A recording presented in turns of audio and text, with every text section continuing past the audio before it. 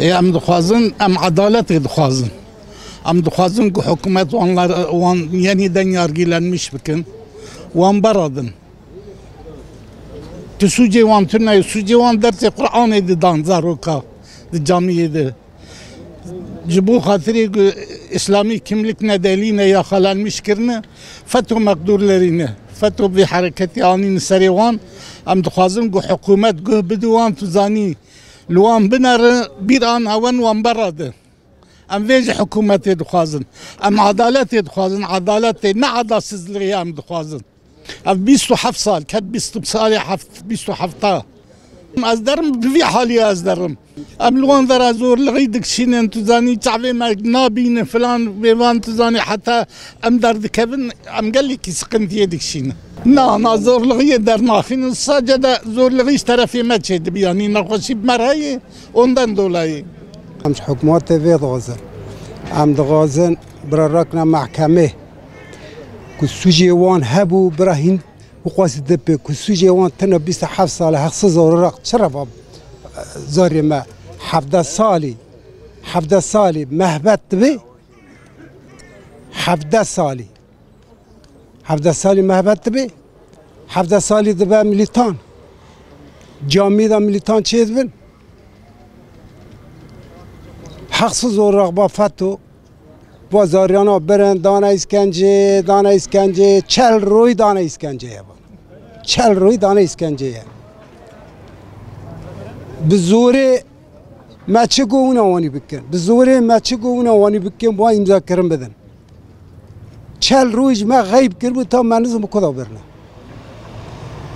چل رویش ما دانه هیله دوره بینگوله دانه دیاربکر دانه ادنه دانه عین تاب دانه آدیامانه yani sırf hiç o mecazlar demiş. Bıra hükümet benere, aile van, eve van, sucaki bıra be valla bana suçlanagi zariva vani kirne. Je aile meyeki hiç devlet sucaki hatta tane. U vana hin 17 sali bu. Dçine lise, u dçine cami medrese. Başka sucaki hatta tane. Metre roke sucaki van nedi. Ne roke isyanlık kere, ne roke guti.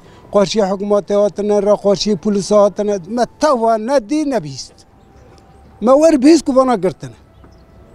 Şimdi az evvel basın açıklamasında da geçtiği gibi hukuksuzluğun devam ettiği bir süreci şu an yaşıyoruz. Ve umuyoruz ki gerek 28 Şubat ve gerek sonrasında yaşanmış bu hukuki mağduriyetler bir an önce giderilsin. Yani 20 yılı aşkın bir zamandır çok fazla bir zulüm yaşandı ve halen de devam etmekte. Müslümanların desteği, Müslümanların olumlu desteğiyle bugün iktidarda olduğu o bilincinde olan bir hükümetin iktidarın da bu anlamda olumlu bir adım atması onun siyasi olarak da insani olarak da bir borcudur. Bu bağlamda umarız en yakın zamanda daha önceden de bu mağduriyetleri giderileceğine dair söz verildiği üzere o sözlerinde durarlar ve en yakın zamanda bu mağduriyetleri giderirler. 1992 yılında İslami kimliğinden dolayı sadece çocuklara camide Kur'an dersi verdiği için cezaevinde 27 yıldır bulunan İbrahim Halil Göm'ün kardeşi. Artık söyleyecek bir söz yok yani. Ne diyeceğiz ki? Her şeyi 27 yıldır söylüyoruz ama hiç bizi dinleyen yok, bizi duyan yok, bizi gören yok. Yetkililerden. Abimin hiçbir suçu yoktu. Ne bir adam öldürdü, ne bir darbe girişimine kalkıştı, ne örgüt kurdular. Hiçbir şey yapmadı. Sadece çocuklara Kur'an dersi verdiği için şu anda cezaevindedir. Ve biz artık onlara FETÖ mağduru ya da 28 Şubat mağduru da demiyoruz. Hükümet mağduru diyoruz. AKP mağduru diyoruz artık.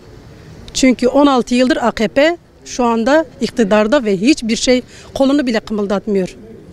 Cezaevine gittiğimiz zaman bin bir türlü şeylerle içeri giriyoruz. Ayarları en son dereceye getiriyorlar. Yani yeter ki bizden dakika çalsınlar.